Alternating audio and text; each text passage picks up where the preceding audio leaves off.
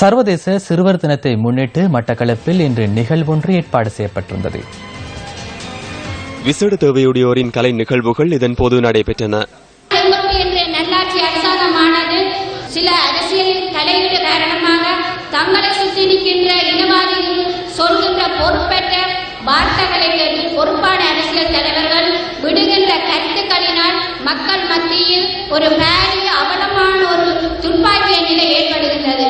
இன்றைய அந்த அரசாங்கத்தினால் அந்த போலீஸ் நிலையங்களுக்கு பாதுகாப்பு வழங்கப்பட்டிருக்கின்றது. யாழ் மாவட்டத்திலே, கிளிநொச்சி மாவட்டத்திலே இவர்கள் போலீஸ் நிலையங்களுக்கு பாதுகாப்பு வழங்கப்படுகின்றது.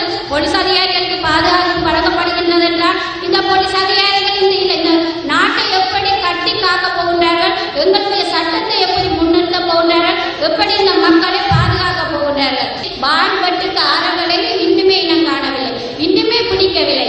அவர்களுக்கு வெடிவைக்க முடியாத இந்த போலீஸ் அதிகாரிகள் அப்பாவி பல்கலைக்கழக மாணவர்கள் இருவரும் வறுமை கோட்டத்தில் வாழ்கின்ற இந்த அப்பாவி மாணவர்களின் உயிரை அதாவது துப்பாக்கிய நிலையில் எடுத்திருக்கின்றார்கள்.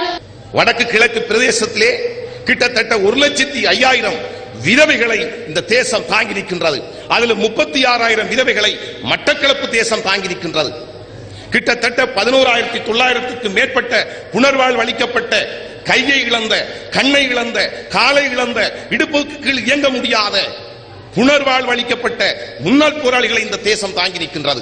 மாற்றுத்திறனாளிகள் என்று சொல்லப்படுகின்றவர்கள் இந்த மட்டக்களப்பிலே கிட்டத்தட்ட அங்கவீனர்கள் நாங்கள் சொல்லுகின்ற மாற்றுத்திறனாளிகள் 7,000 பேருக்கு இருக்கிறார்கள். சிறு பிராயத்திலே வேலைக்கு அமர்த்துவது சிறுவர்களை மலையகத்தை பற்றி சொல்ல வேண்டிய அவசியம் கிடையாது. 200 வருட ஒரு துன்பகரமான வரலாற்றை கொண்ட ஒரு சமூகம். அந்த சமூகத்திலே இளம் பிராயத்திலே சிறுவர்கள் வேலைக்கு அமர்த்தப்படுவது என்பது அங்கே சர்வசாதாரணமான ஒரு நிலைமை. ஆனால் இப்பொழுது அது சிறிது சிறிதாக மாற்றமடைந்து வருகின்றது. அதேபோல் வடக்கு கிழக்கு பிரதேசத்தை பார்த்தால் மிக நீண்ட கால ஒரு அசாதாரண சூழ்நிலைக்குள் உள்வாங்கப்பட்ட ஒரு பிரதேசம், துன்பங்களை துயரங்களை சந்தித்த ஒரு பிரதேசம். ஆகவே இவ்வாறான பிரதேசத்திலே சிறுவர்களின் நலன்களிலே நாங்கள் அதிக அக்கறை காட்ட வேண்டிய ஒரு தேவை இருக்கின்றது.